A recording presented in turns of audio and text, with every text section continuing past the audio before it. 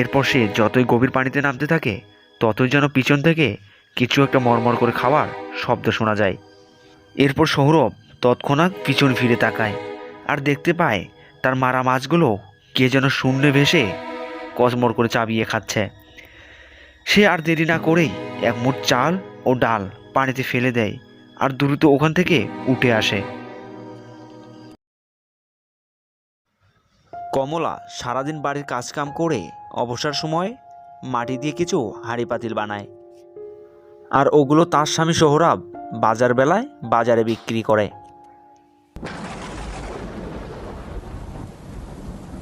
ওগো, বৃষ্টির ভাব তো ভালো ঠেকছে না। সেই এক নাগারে বৃষ্টি পড়েই চলেছে, আর এই জোরে হাওয়া, আর কি জোরে জোরে ডাক মারতিছে। তাই তো দেখছি, মনে হয় আকাশ ভেঙে বৃষ্টি পড়া শুরু করে দিয়েছে। হ্যাঁ গো, এখনো বৃষ্টি দেখলে আমার খুব ভয় হয়। আমার মনে পড়ে যায় ওই সেদিনের রাতের কথা। সেদিনের রাতটা মনে হলে যেন বুকে কেমন একটা চিমচিম করে ওঠে। প্রকৃতি মাঝে মাঝে এমন ভয়ঙ্কর হয়ে ওঠে, কারো কিচ্ছু করার থাকে না তখন। এই যে, তাহলে চলো ঘরের ভিতরে যাই, বাইরে থাকা ভালো ঠেকছে না। এই যে বিদ্যুৎ কখন কোথায় গিয়ে পড়ে তার ঠিক নাই।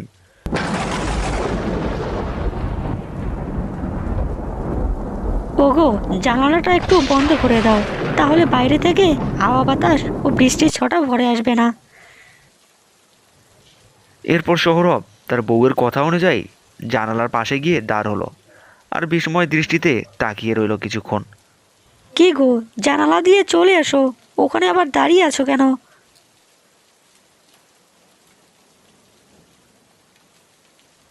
বুঝলে কমলা, মনে হচ্ছে বৃষ্টি কমতে শুরু করে দিয়েছে। বাইরে পানিতে থই থই করছে। দু একদিন গেলেই বাইরে মাছ মারতে পারবো।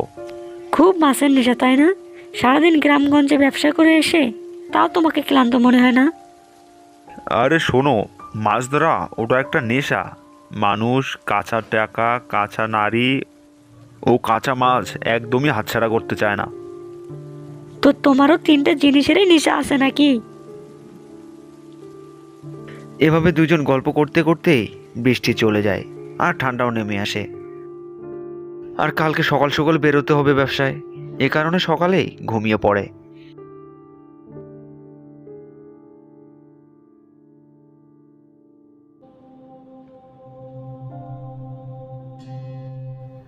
বাহ, এই এক রাতের বৃষ্টিতেই মাঠ ঘাট সব একেবারে ভরে গেল। আর এই অবধি যদি বৃষ্টি পড়তো তাহলে তো বন্যা হয়ে যেত।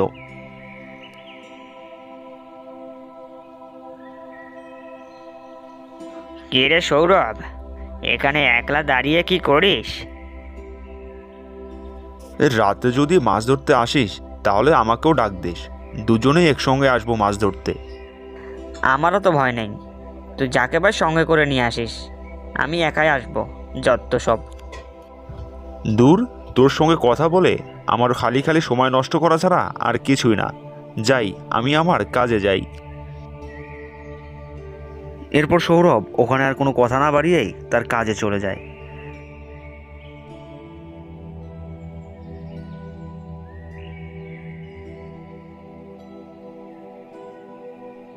এরপর সন্ধ্যা হলে কাজ শেষ করে তার মালিকের কাছ থেকে টাকা পয়সা বুঝিয়ে নিয়ে বাসায় চলে আসে। যে বাড়িতে কাজ করে ওই জমিদার অনেক টাকা পয়সার মালিক। তার পুরাতন বাড়িটা নতুন করে রং করাচ্ছে, কারণ তার ছেলে মেয়ে কেউ নাই যে তাদের জন্য নতুন করে বাড়ি করবে। তাই যতদিন বেঁচে থাকবে এই বাড়িতেই তার শেষ নিঃশ্বাস যেন ত্যাগ হয়।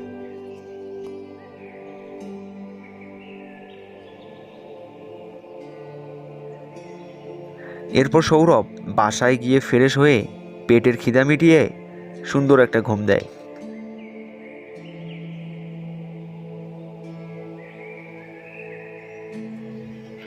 এরপর ধীরে ধীরে রাত নেমে এলে যেন তার মাছ মারার নেশাটাও জেগে উঠল। তিনি হাতে বল্লভ ও লাইট নিয়ে বেরিয়ে পড়লেন মাছ মারার উদ্দেশ্যে। না, তেমন মাছ তো দেখতে পাচ্ছি না। এইটুকু এইটুক মাছ তো গাঁদবে না। না, একটু সামনে যাই, এগিয়ে দেখি।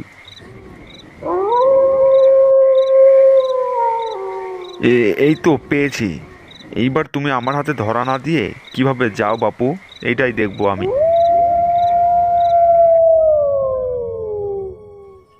এই তো, এই রকম আর 2-4টে পেলেই হয়ে যাবে। যাই, সামনে এগিয়ে দেখি আরো পাই কিনা। কি রে, কি হয়েছে? তুই এমন হাঁপাচ্ছিস কেন রে? ওরে বাবা রে, আর বলিস না।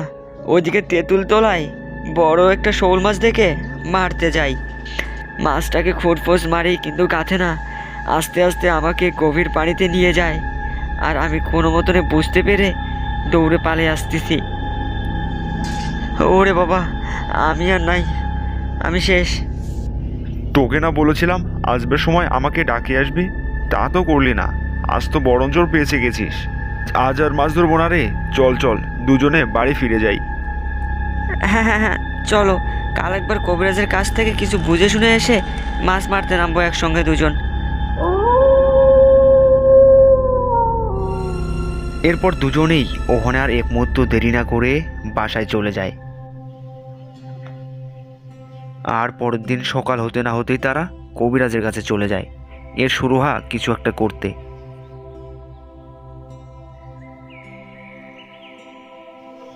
এরপর দুজনে তারা জঙ্গলের ভিতরে চলে যায়, কারণ জঙ্গলের ভিতরে থাকে সেই কবিরাজ।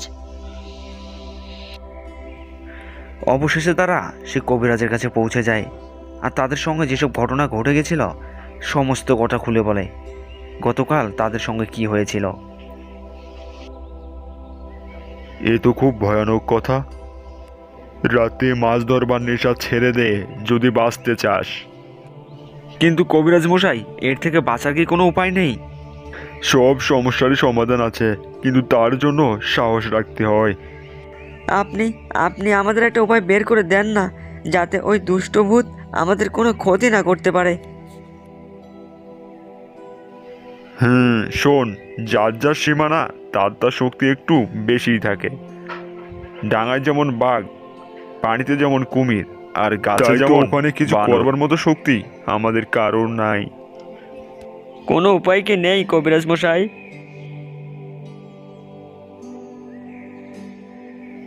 এই শোন, যখন এর পর থেকে মাছ মারতে যাবি তখন এই চাল আর ডাল সাথে রাখবি, ঠিক আছে? যখনই তোর সন্দেহ হবে তখনই এক মুঠ চাল ও ডাল মাটিতে ফেলে দিবি, আর তখনই ও তোর পিছনে ছেড়ে দিবে। কবিরাজের সমস্ত কথা মনোযোগ দিয়ে শুনে চাল ও ডাল নিয়ে এরপর দুজনে বাসায় চলে আসে ও রাতের জন্য অপেক্ষা করে। এরপর রাত হতে না হতেই জালাল দরজার সামনে এসে হাজির। কই রে সৌরভ, বের হ, যাবি না মাছ ধরতে? এই যে শুনছো, ওই যে ডাকছে আমাকে মাছ মারতে যাওয়ার জন্য। তুমি ঘুমাও, আমি যাই।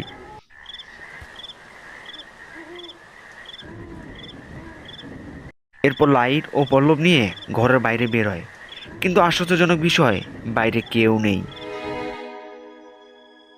কই, কোথায় গেল শালা? দেখি তো, সামনে গিয়ে দেখি। সৌরভ ভাবলো হয়তো সে সামনে এগিয়ে গিয়েছে ডাকিয়ে। এই কারণে কোনো কিছু ভালো মতো বিচার না করেই বিলের মধ্যে চলে যায় মাছ ধরতে। এই তো দাঁড়া, হ্যাঁ, আয় আয় আয়, আমার ফুরকু চাই। হ্যাঁ, কোথায় যাবি এবার? হ্যাঁ,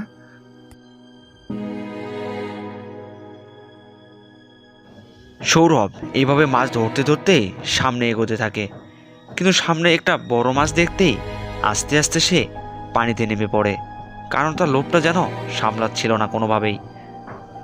এরপর সে যতই গভীর পানিতে নামতে থাকে ততই যেন পিছন থেকে কিছু একটা মরমর করে খাওয়ার শব্দ শোনা যায়। এরপর সৌরভ তৎক্ষণাৎ পিছন ফিরে তাকায় আর দেখতে পায় তার মারা মাছগুলো কে যেন শূন্যে ভেসে কচমর করে চাবিয়ে খাচ্ছে। সে আর দেরি না করেই এক মুঠ চাল ও ডাল পানিতে ফেলে দেয় আর দ্রুত ওখান থেকে উঠে আসে। ওরে বাবা, একটুর জন্য বেঁচে গেলাম। এখনই এখনই দ্রুত বাড়িতে ফিরতে হবে। দাঁড়া, কই, এই দাঁড়া, কই যাস? আজ চাল ডালের জন্য বেঁচে গেলি, ভাগ্যিস সঙ্গে করে নিয়ে এসেছে, চল পড়া, নাহলে তোর ঘাটে মটকে দিতাম। যা, আর কদিন বাঁচবি এইভাবে, ঠিক তোর ঘাড় মটকাবই। এরপর সৌরভ ওখান থেকে বাসায় গিয়ে জ্বরে অসুস্থ হয়ে পড়ে যায়। হ্যাঁ ভাবি, কিভাবে কি হলো?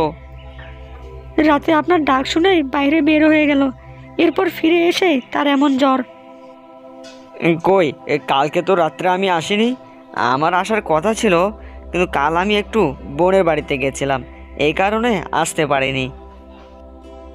কি বলেন ভাই? তাহলে তো কাল আমরা বড় জোর বেঁচে গেছি। কি জানি কি হয়েছিল কালকে তার সঙ্গে। এরপর কমলা তাকে সমস্ত ঘটনা খুলে বলে কি কি হয়েছিল গতকাল রাত্রে তার সঙ্গে। আর সে তার সমস্ত কথা শুনে তাকে একটা ঔষধ দিয়ে, যাতে করে খুব দ্রুত সুস্থ হয়ে ওঠে।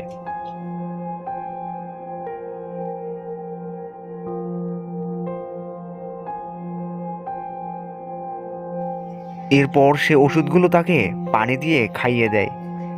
কিছুক্ষণের মধ্যে সে বিছানায় উঠে বসে আর সব কিছু বলতে শুরু করে দেয়। একটুর জন্য বেঁচে গেছি রে, বুঝলি? বড় হলি, কিন্তু বুদ্ধি হলো না রে। রাতের বেলায় কারো এক ডাকে বাইরে বের হওয়ানো যায় না। জানি তো, কিন্তু রাত্রে তোর আসবার কথা, তাই ভাবলাম তুই হয়তো ডাক দিয়েছিস, এই কারণে বাইরে বের হয়েছি। যা করেছিস করেছিস, এমন ভুল আর দ্বিতীয়বার করিস নে, বুঝছিস? তাহলে আমি এখন যাই, পরে এক সময় দেখা হবে। আর তুই সুস্থ হলে একসঙ্গে মাছ মারতে যাব, কেমন?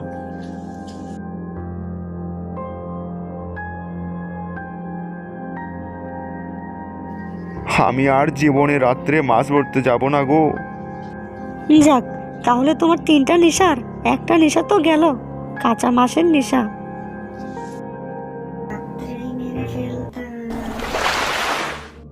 ওই দিনের পর থেকে আমাদের এলাকার আর কেউ ওই জঙ্গলে বা ওই পুকুর পাড়ে দিনে যদিও বিশেষ প্রয়োজনে যেত, কিন্তু অমাবস্যার রাত অথবা কালবৈশাখী রাত্রে মোটেও যায়নি। এরপর থেকে চাচ্ছ আর কোনো সমস্যা হয়নি। এই রকম ভয়ঙ্কর কার্টুন ভিডিও দেখতে পছন্দ করলে আমাদের চ্যানেলটি এখনই সাবস্ক্রাইব করুন।